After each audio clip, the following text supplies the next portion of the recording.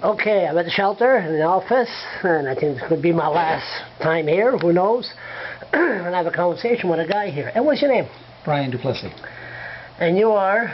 Well, today I'm the Executive Director of the Fredericton Homeless Shelters. And this is your last day? Last day in this job, and on Monday I'll be starting a new job as the Executive Director for the Central New Brunswick United Way. United Way. So we're going from the shelter to the United Way. Why is that now? Well, you know, I've been here close to 3 years, and you've been around. A lot of people who would read your blog also have been around this area of town, and a lot of progress has been made. A lot of people have worked together very hard, and a lot of progress has been made. And now there's an opportunity to work for an agency that helps fund a lot of the agencies who help the people who stay in the shelters. For example, we receive funds here at the shelter from United Way. Last year it was about $48,000 towards our costs. There's funding also goes to the community kitchen next door, to the John Howard Society, to all kinds of agencies that help the individuals who we serve here at the shelters as well.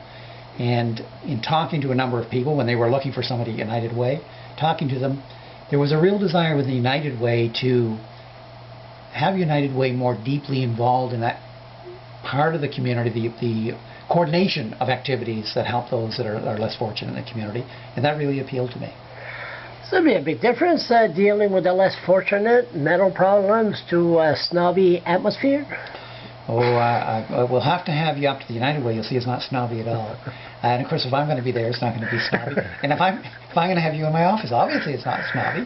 But absolutely an excellent team at United Way. I've met them all, of course, and I've known them before as an agency that gives us funding. I'm well aware of what they do and how they work.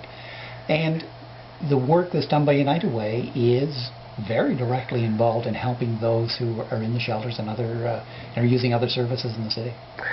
Now, when I first met you, I said to myself, okay, here we go, a man from work for MB Power, white collar worker, for a short time, yeah. Michelin tires, yep. and white collar worker, good money, and he comes here and wants to help the poor. I said to myself, what did this guy know about the less fortunate? What did you learn the last 3 years? Did you learn something new? Oh my gosh, you know, one of the things, well, and whether it's coming here or the other jobs that I've had, one of the things that always attracts me is the opportunity to learn. I knew I would learn here, but to be really honest, I didn't know how much I'd learn. I came into a situation where there were a lot of challenges. I knew some of the challenges, I didn't know all of the challenges.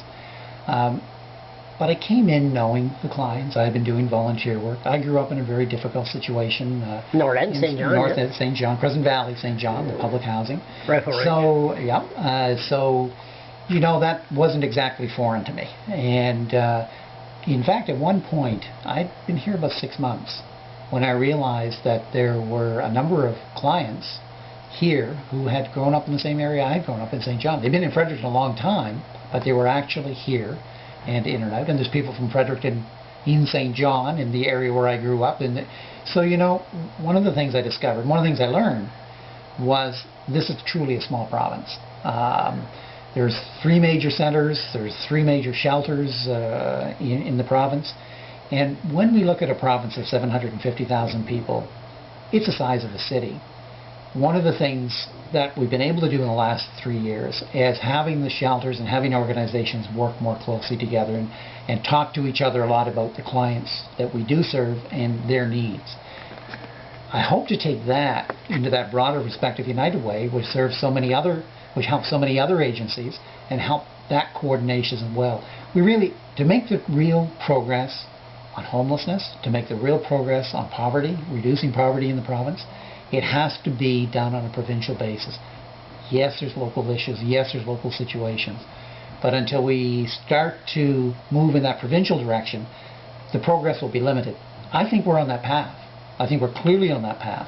And that's why it's particularly exciting for me to be able to join United Way and hopefully have a role in taking that provincial approach as well. But you must have learned a few things about the less. You learned a lot. But what's the highlight that you learn about?